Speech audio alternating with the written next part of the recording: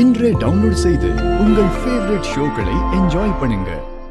ரொம்ப கஷ்டப்பட்டு உழைக்கிறத விட புத்திசாலித்தனமா உழைக்கிறது எப்படின்னு நீ கத்துக்கணும். கொஞ்சம் புத்திசாலித்தனத்தோட உண்மையான உழைப்பு இருந்தாதான் வாழ்க்கையில முன்னேற முடியும். நீ இப்படி கடக்கடையா வேலையை தேடி அலையறத விட்டுட்டு உன் புத்திசாலித்தனத்துக்கு ஏத்த மாதிரி ஒரு வேலையை தேடு. வேலை கிடைக்கிறதே கஷ்டமா இருக்கிறப்ப டெம்பரவரியா பார்ட் டைம் வேலையை பண்ணி தானே ஆகணும். ஆமா, நீ எந்த மாதிரி வேலை தேடுற, எப்படி தேடுற? பெரிய மால்ல இருக்கிற கடையில வாண்டட் போர்டை பார்த்து போய் கேட்பேன். இல்லனா யாராவது அங்க ஆளு தேவை இங்க ஆளு தேவைன்னு சொல்லுவாங்க. அதை வச்சு போய் பாப்பேன். இப்படியா வேலை தேடுவாங்க? எந்த படிப்பும் இல்லாதவங்க இல்ல படிச்சுக்கிட்டே வேலை தேடுறவங்க தான் இந்த மாதிரி கண்ல படுற காதுல விழற வேலைக்கு போவாங்க. நீ படிச்ச பொண்ணு தானே?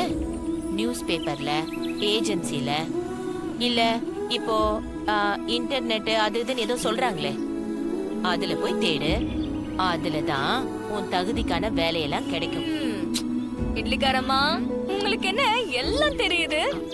ஆனா தெரிய வேண்டிய உனக்கு தெரியலையே. தெரியாமலாம் இல்ல, அந்த வழியிலும் தான் நான் தேடிக்கிட்டு இருக்கேன்.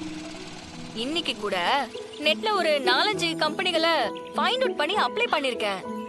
அதுல நாளைக்கு ஒரு ஸ்டார் ஹோட்டல்ல இன்டர்வியூக்கு கூப்பிட்டிருக்காங்க. அந்த ஹோட்டல் நல்ல ஹோட்டலா? சம்பளம் எல்லாம் ஒழுங்கா கொடுப்பாங்களான்னு நல்லா விசாரிச்சுட்டு போ. அந்த ஹோட்டல் பேர் என்னன்னு சொல்லு, நானும் 4 பேர்கிட்ட விசாரிச்சு சொல்றேன். ஜனா ஃபுட்ஸ்.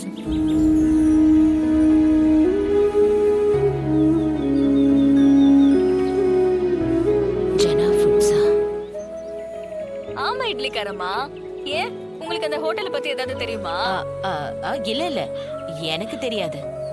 தெரிஞ்சவங்க கிட்ட வேணா சொல்லி விசாரிக்க சொல்றேன். அதுக்கெல்லாம் அவசியமே இல்ல, நானே விசாரிச்சிட்டேன். விசாரிச்ச வரைக்கும் அந்த ஹோட்டல் நல்ல ஹோட்டல்னு எல்லாரும் சொன்னாங்க. எப்படியாச்சும் எனக்கு அங்க வேலை கிடைச்சிடணும் இட்லிக்காரம்மா. நல்ல சம்பளமும் கொடுப்பாங்களாம்.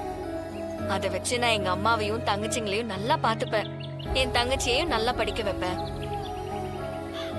எங்களோட கஷ்டம் எல்லாம் தீந்துரும் இட்லிக்காரம்மா. ஜனா ஃபுட்ஸ் என்னோடது தான் தெரிஞ்சுக்கிட்டுதான் இவ என்கிட்ட பழகுறாளோ, அதனாலதான் நம்ம கிட்ட அன்பா இருக்காளோ.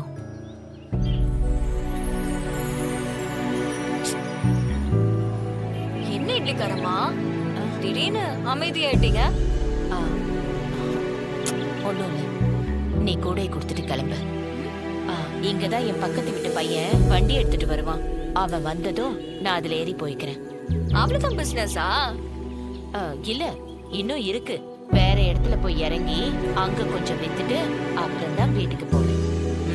சரி, பாத்துதா.